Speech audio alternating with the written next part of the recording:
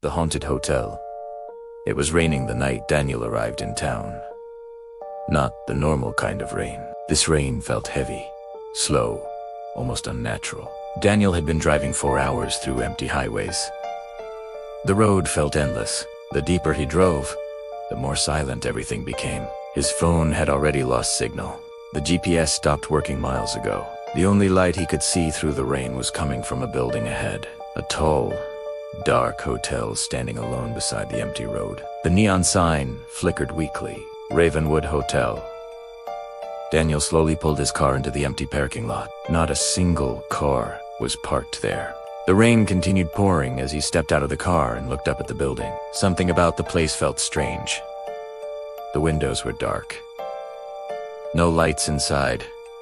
No movement. Yet the hotel sign was still glowing outside. Daniel walked toward the entrance door. The door creaked loudly when he pushed it open. Inside, the lobby was quiet. Too quiet. The air smelled old, dusty, like a place that had been forgotten for a long time. Behind the front desk sat an old man. He was completely still, almost like a statue. Daniel stepped closer. The old man slowly lifted his head. His eyes stared directly at Daniel, looking for a room. The old man asked in a slow voice. Daniel nodded. "Yeah, just for the night." Without saying another word, the old man reached under the desk and pulled out an old rusty key. He slid it across the desk. "Room 317. Daniel picked up the key. The metal felt strangely cold in his hand, colder than it should be. Daniel looked around the empty lobby. "Is anyone else staying here tonight?" he asked. The old man smiled, but something about that smile felt wrong. "You'll see," the old man replied. Daniel picked up his bag and walked toward the hallway. The hallway lights flickered above him as he walked. His footsteps echoed through the long corridor. Room numbers slowly passed by. Finally, room 37. The door was slightly open. Daniel frowned. He slowly pushed the door open. The room looked normal. A bed, a small television, a chair near the window. Outside the window was nothing but darkness and trees moving in the wind. Still, the room felt strange, like someone had just been there moments ago. Daniel placed his bag beside the bed. He sat down and tried to relax, but something didn't feel right. Minutes later, he heard it. Footsteps. Slow footsteps coming from the hallway. Step. Step. Step. Step. Someone was walking past his door. Daniel stood up and opened the door quickly. The hallway was empty. No one was there, but the footsteps continued, moving farther down the hallway. Then, suddenly, they stopped. Daniel slowly closed the door again, trying to ignore the strange feeling growing in his chest. Spased. The rain continued outside. Daniel turned off the light and lay down on the bed. Just as he started to fall asleep, he heard a whisper. Soft. Very soft. Daniel, his eyes opened immediately. He sat up in the darkness. "Hello!" he called out. No answer. The room was completely silent. Then he heard it again, closer this time. Daniel. His heart began beating faster. Daniel slowly stood up. Then suddenly, the bathroom light turned on by itself. Daniel froze.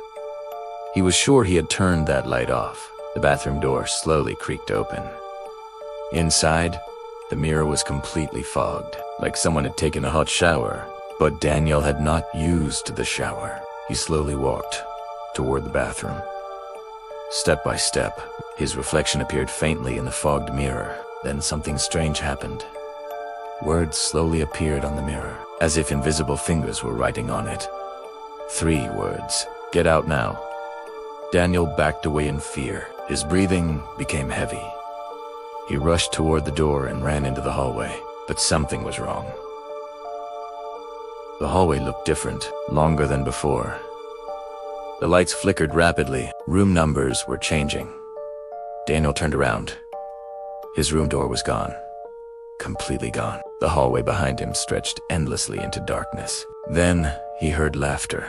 Soft laughter, like children whispering. The doors along the hallway slowly began opening. Inside the dark rooms, shadowy figures stood silently, watching him. Not moving, just staring. Daniel began running, faster and faster down the hallway. But the end never came.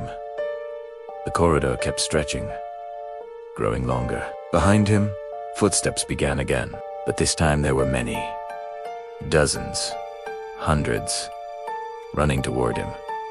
The lights above burst, one by one. Darkness swallowed the hallway.